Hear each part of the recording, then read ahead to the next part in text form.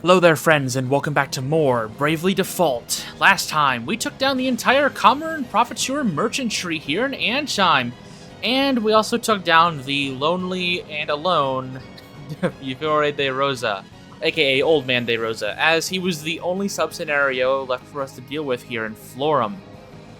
And we also showcased a interesting Conjurer build with Agnes, and a monk build with Tiz, but as you can see here, we've given them we've given our team a bit of another adjustment here. Agnes is still on Conjurer, but I've instead given her the job command medication instead of black magic. We'll get to that reason in a little bit, though I'll probably be swapping out her job after maybe 1 or 2 fights. I just wanted to showcase a few extra little things here. Tiz is going to be on Ranger today with sword magic. So we've given him a bunch of equipment that'll give him a really good bow, plus good dexterity, because bows scale off of dexterity. And he'll be kind of playing a similar role to how Idia was with her ninja spellfencer, where we just utilize the Tiz's conventional attacks to deal good damage with sword magic. Ring a Bell is still on Spirit Master, but instead he's going to be running White Magic as his job command in order to basically play the best healer role he can. He'll also be running Group Cast All instead of Maximize HP in order for all of his spells to affect everyone on the field. Now Idia is going to be going back to Valkyrie actually, and we've given her a really powerful spear and good physical attack boosting equipment. But she's going to be playing basically our BP spender this time around. We've had Tiz show off Godspeed Strike and Pressure Point spamming. Idia will be showing off some Judgment spamming, but also we need to go ahead and give Jump a bit more time to shine, as I didn't really use that ability all that much. So I actually decided to change my mind a little bit. I actually will go ahead and change Agnes's job over to Black Mage so we get a little bit more offensive magic. The thing I was going to show off with Conjurer, upon second thought, wasn't really going to work the way I wanted it to, so we'll go with that instead. So before we do anything today, which we'll be heading over to Eisenberg, let's go ahead and take a quick look at Nerende Village. With the weapon shop complete, we get the bonus equipment, the Magic Knife, and some gifts, of course, from different traders and whatnot. So we're left with only, looks like 5 more shops to go. There's 1 costume for every one of our main characters, and then a universal freelancer garb that works for everyone. So I think we'll go ahead and start with that. Let's find it. There it is. Plain tunic. Bonus equipment, level 11. There we go. Let's do it. And I think we'll go ahead and begin today at Chapter 6's version of Grand Ship. Last time we were here in Chapter 5, there were some different people in charge of the Drunken Pig, and it was called something different. Let's see if there's any changes here this time around. Looks like it's the same employer, which is unfortunate. Open later? Who knows? That's unfortunate. That's the Sea Slug. Yeah, I'm not a big fan of that name. In terms of everything else, there really isn't anything all to see here, Grand Ship. I just wanted to see if there was any major changes, which unfortunately there isn't. There isn't another key or anything as well, as we found our blue chest key on the deck of Grand Ship, but there isn't one here. Damn. Anyway, I just wanted to go ahead and show that off. I know I would get decked in the comments somewhere if I forgot about Grand Ship, and I wouldn't I wouldn't live it down, I promise. So instead, last time we were here, we went for Barbarossa first, but I think today, let's go ahead and take care of Kata first. He's honestly the most annoying one to deal with because of how you need to deal with him within a very short window of time before he becomes a complete and total nuisance. So we'll go ahead and deal with him first. I'll see you at his arena. As you can see, there is actually a blue chest here in Starkfort, but I'm actually not going to worry about it right now, as I just want to deal with Kata and get out of here. So let's head up inside, and we're gonna make sure that this guy does not get a lot of room to breathe. Curses! After all the glory I brought them, he packed me up to the boondocks to patch up wounded soldiers. If anyone deserves credit, it's you, Dr. Kata. You treat not only your wounded allies, but the wounded shield bearers who fought against you. I have to admire you for that.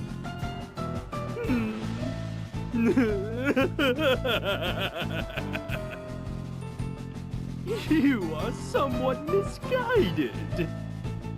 Can you not understand that I need as many live bodies as possible for my experiments? I cannot simply use wounded allies as specimens, can I?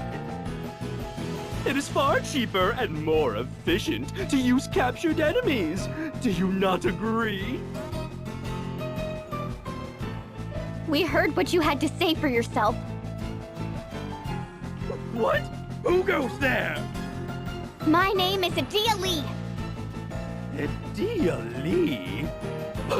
You can't mean you're the Grand Marshal's daughter? We must put an end to him now! Of course! Well, if anything is consistent about Kata, at least he's terrible in every world. Which is, I mean, I guess that's some peace of mind that we don't ever have to worry about him being a good person. So, Kata, once again, don't try to whittle him down slowly. Boost yourself up and just beat the crap out of him as soon as you can. We're going to be using Anyas here to actually compound a weakness for him. Let's go ahead and give him... We got to use these insect antennas because we've got 99 of them. Let's go ahead and give him a... I don't know... fire weakness. Why not? And then Tiz, we're going to go ahead and have him apply Fire Raga to his bow. And then ring a bell.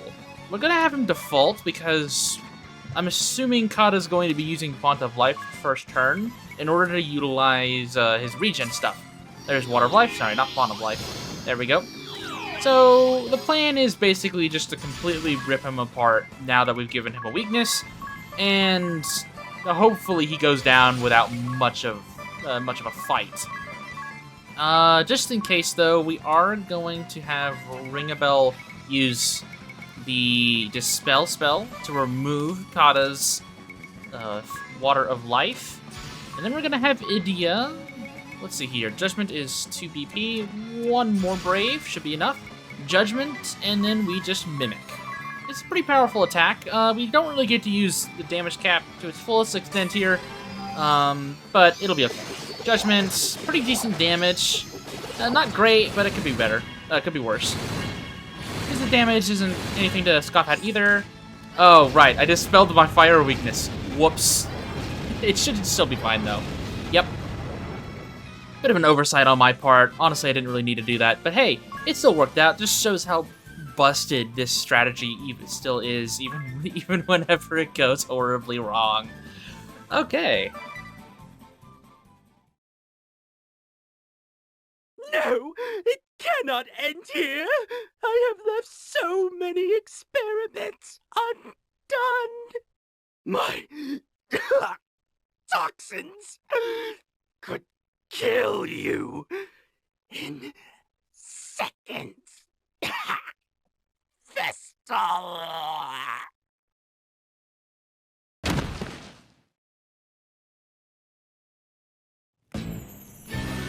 If I could say something good about Kata's character, I actually really, really like his voice. I think it sells the whole narcissist and he's very, I don't really know what the right word is, but his voice is very sharp, but yet kind of bumbling. Whenever he's trying to be serious, it actually does sound fairly dangerous and malevolent, but in general, he's kind of, you know, it doesn't seem like he's taking anything very seriously, but...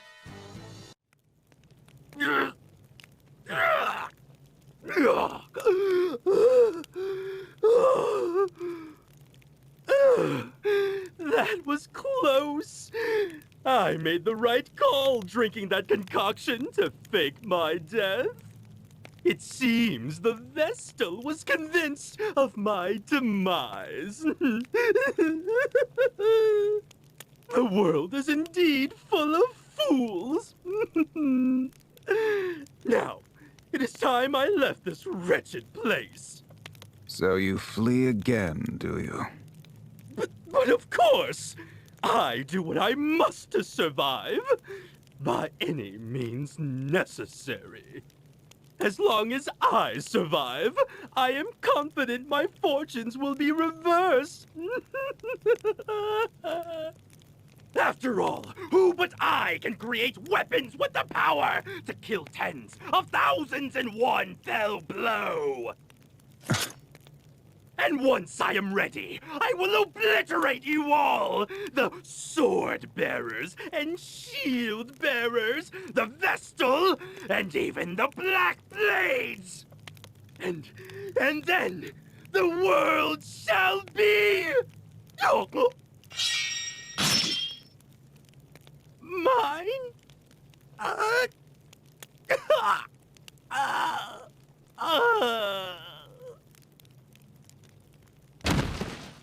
Not the world of the living.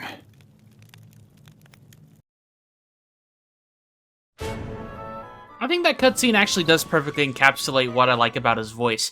He's pretty bumbling, he's very jovial, but as soon as he turns serious and his voice gets sharp, I don't know, I think the voice actor, which I'll have on screen right now, did a wonderful job at balancing those two. And Kata as a character is not my favorite, but whenever he's on screen, I'm like, yeah, I could totally see you being a complete narcissistic psychopath. I'd buy it. Let's go ahead and heal up, though, real quick.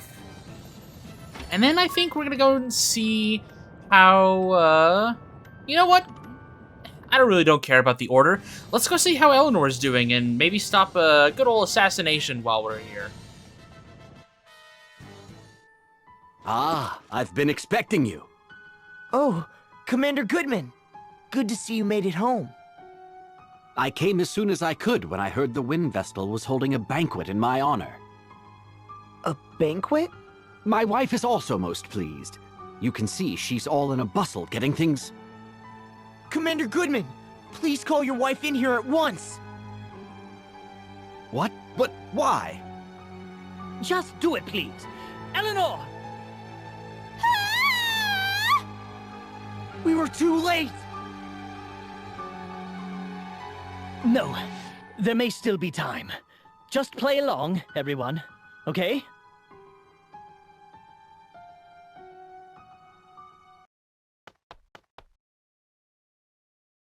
What is wrong? Something terrible has happened! It's Nastasia! She's dead! Nastasia is dead. She was not breathing and had no pulse. We believe a blow to the back of her head with a blunt object is what killed her, but we haven't found a weapon. We've placed her body in bed for now. I'm more concerned at the fact that the front door... won't open, right? This is all feeling very familiar. What do we do? We cannot let anyone get killed needlessly. Let us head to the bedroom. Commander Goodman, I must ask you and the others to stay here. All right, but what is going on?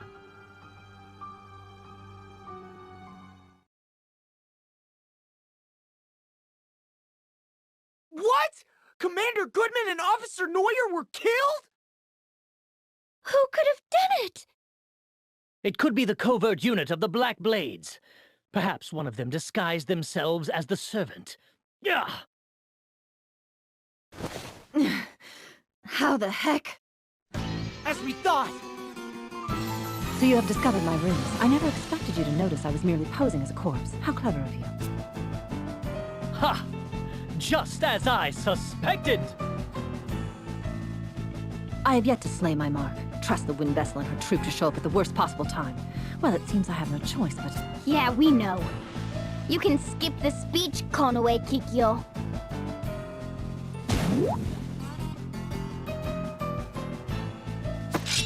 Here she comes! Wow, how surprising that Konoe Kikyo is here. Ooh. I like that the crew still tries to play along just a little bit Maybe it's because they're having fun, who knows. I guess people's lives are on the line, I probably shouldn't be saying that. Oh well, we're gonna be doing this the right way this time, giving her a fire weakness, having Tiz set up his sword magic, Firaga. Ring a bell, go ahead and default, I guess, so... do I set up stillness instead, so that Konoe can't do anything to me?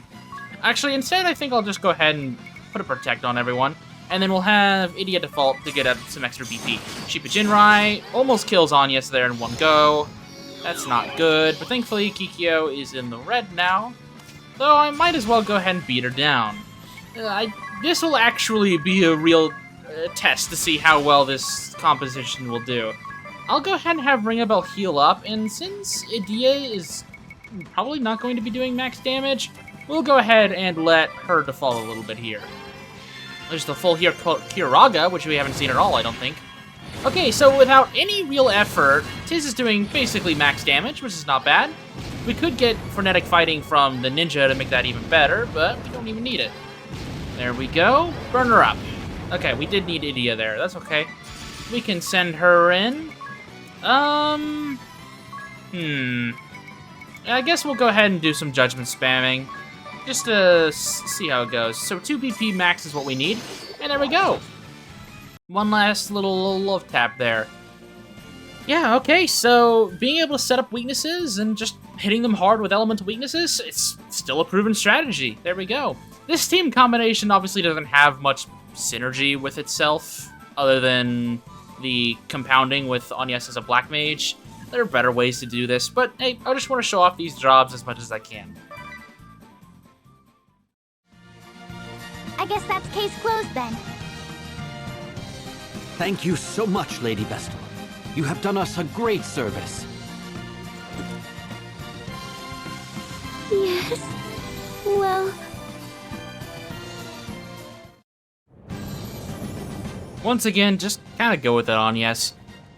So...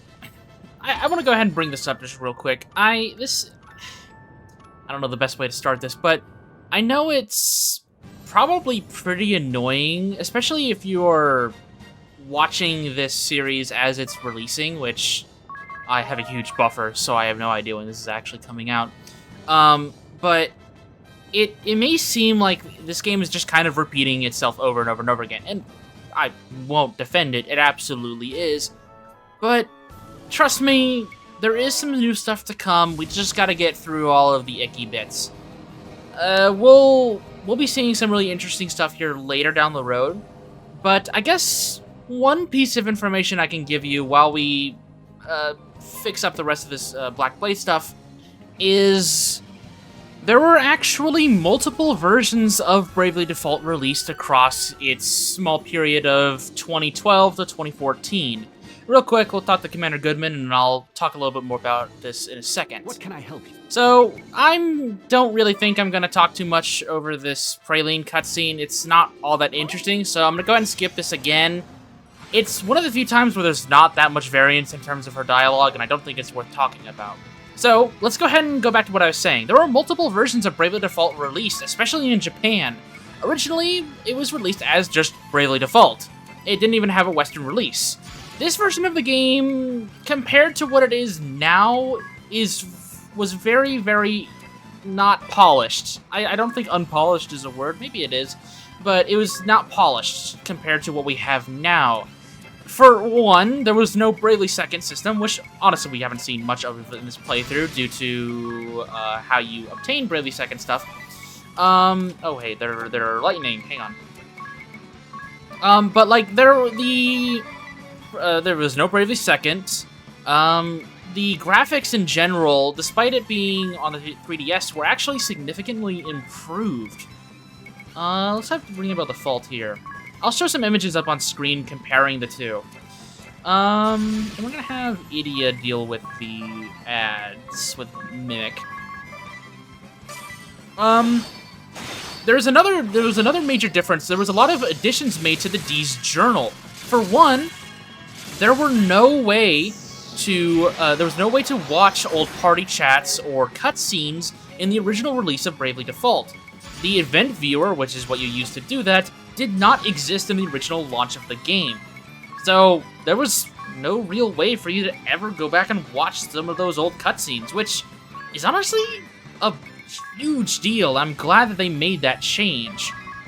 I'm not going to go over every single change, at least not yet. That'll be saved for a later video. But I do want to go ahead and mention just one more thing. The battle system that we have here. The maximum speed was actually only 2 times, which is what I'm using right now. This 4 times speed was added in a later version of the game. In Japan, there was a future version of the game called Bravely Default for the sequel that gave the game in Japan a lot more quality of life additions, like the event viewer and the speed up function. This version, for the sequel version, would be the one that is eventually adapted into the West, though there are even more additions added onto the game. We'll go over those at a later date, but I wanted to go ahead and mention that there were multiple versions, and it's just something to think about as we're beating the crap out of the Black Blades for the upteenth time. So we're gonna go ahead and beat the crap out of them even further. Let's try some AoE Thundaga out and see if it actually takes them down. There we go, use up our nice speed up function here, and finish off Praline. And there we go, Praline down, we get some extra XP because we got those Black Blade goons in there, and another Star Corset.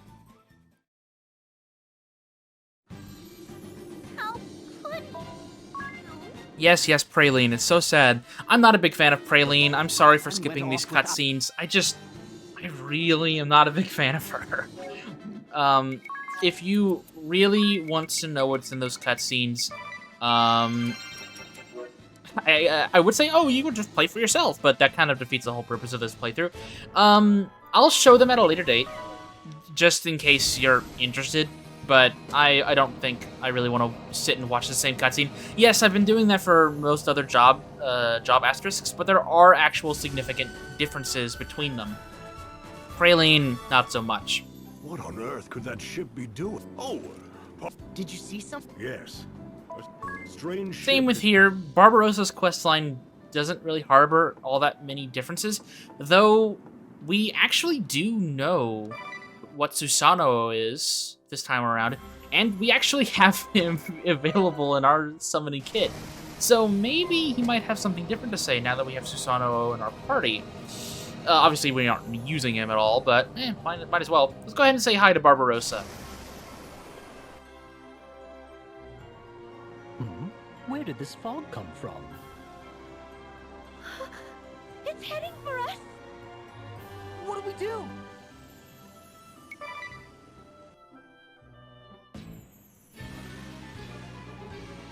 There's nobody on board.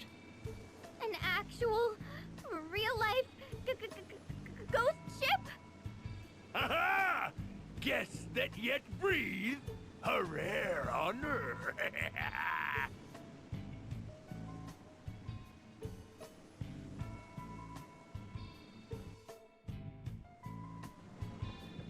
Yeah, unfortunately, we can't discuss anything with any of the ghosts just yet until we've dealt with Barbarossa. So, let's go say hi. We don't actually have to make a weakness for him either, which is nice. Speak of. Well, aren't you two getting on? Yes, they're getting along famously. So, Captain Barbarossa, sorry, buddy, to cut your speech short, but we've heard it a few times already. So, Barbarossa, go ahead and just whale him with lightning attacks, and he'll go down pretty quickly. I'm not going to give this man much of a chance to fight back, as he does have some pretty dangerous lightning attacks. So, we're going to set up here. Tiz actually has a bow ability. We haven't used any special moves in a hot minute, but it's mostly because we haven't really needed to. Actually, I might want to try and do a jump here. Sure, I'll do like a judgment, and then I'll do a jump. Oh, wait, no, can't do that. I don't have enough BP. Oh well, okay, Diablo doesn't have any default right now. Defang, physical attack down, that's unfortunate, but Tiz will still do some pretty decent damage despite being debuffed. Might actually be enough to finish him. 5k per hit, it's not bad. Could be worse. We'll have Ring a Bell heal everyone up, and then we'll have Idia attack. We'll have her just do one thing, and then we do 2 minutes, and hopefully this is enough.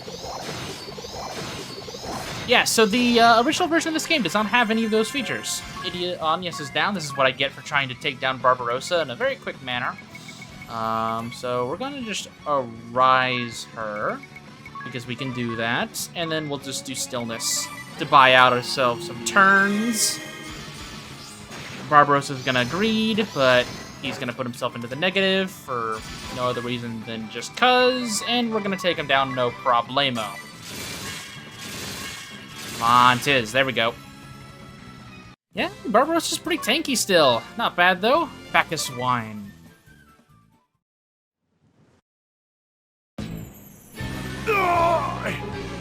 You and your allies have bested me, Windvestal. Such power. Forgive me. I was not able to find the Susano.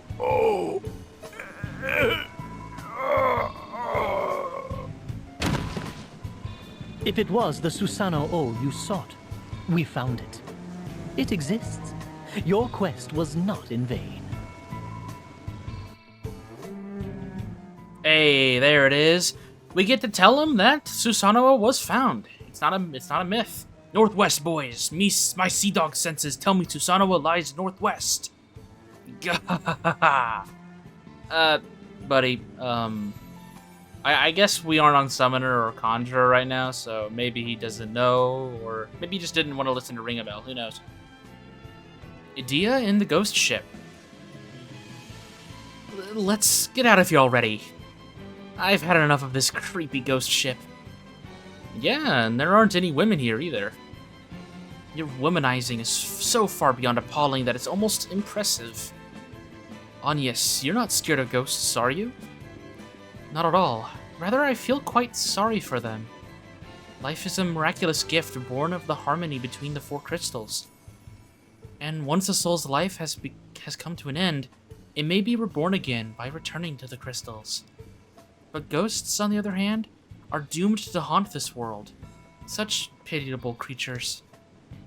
First of all, our teachings tell us that I'm not really following all this, but it does go on for much longer?